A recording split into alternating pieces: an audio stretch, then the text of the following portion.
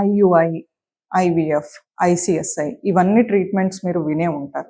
IUI అంటే intrauterine insemination, IVF అంటే in vitro fertilisation, ICSI అంటే ఇంట్రాసైటోప్లాస్మిక్ స్పర్మ్ ఇంజెక్షన్. ఇవి కాకుండా ఇంకేమన్నా ట్రీట్మెంట్స్ ఉంటాయా మనకు అసిస్టెడ్ రిప్రొడక్టివ్ టెక్నాలజీలో? Hello everyone, I'm doctor Tejaswini, consultant 49 Secunderabad.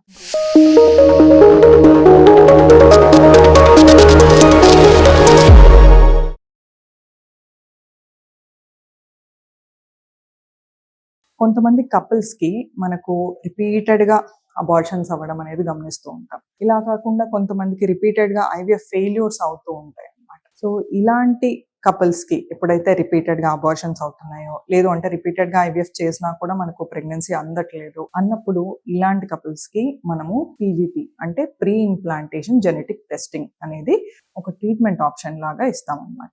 ఇవి రెండే కాకుండా కొంతమంది కపుల్స్కి ఆల్రెడీ ఫ్యామిలీలో ఏదైనా జెనెటిక్ ఇష్యూ ఉండొచ్చు. అంటే వాళ్ళ పేరెంట్స్లో కానీ, లేకపోతే ఆ కపుల్లో వైఫ్ ఆర్ హస్బెండ్లో కానీ ఏదైనా జెనెటిక్ మ్యూటేషన్ ఉన్నప్పుడు ఇలాంటి కపుల్స్కి కూడా మనము పీజీటీ అనేది ఒక ట్రీట్మెంట్ ఆప్షన్ లాగా ఇస్తాం. పీజీటీ అంటే ఏంటి?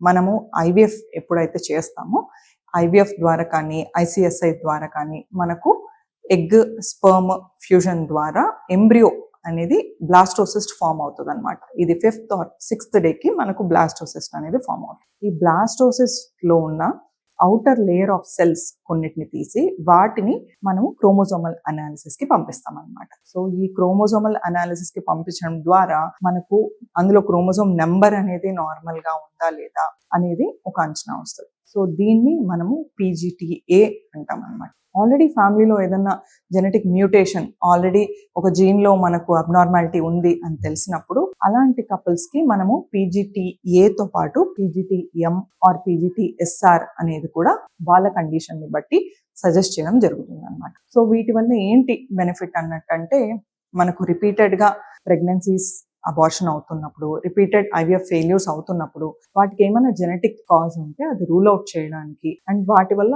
అవుట్కమ్ అనేది సక్సెస్ రేట్ ఇంప్రూవ్ చేయడానికి ఇవి యూస్ఫుల్ అనమాట. అండ్ ఆల్రెడీ జెనెటిక్ ఇష్యూస్తో బాధపడుతున్న కపుల్స్కి, ఆల్రెడీ ఒక కిడ్ ఉంది, బేబీకి జెనెటిక్ సిండ్రోమ్ ఉంది అన్నప్పుడు అలాంటి వాళ్ళకి ఒక హెల్దీ కిడ్ ప్లాన్ చేసుకోవడానికి ఇలాంటి టెక్నాలజీస్ ఒక హోప్ అనేది ఆఫర్ చేస్తాయి అన్నమాట. దీంతో పాటు ఇవాళ రేపు మనము ఎల్ఐటి అనేది కూడా వింటున్నాం అనమాట.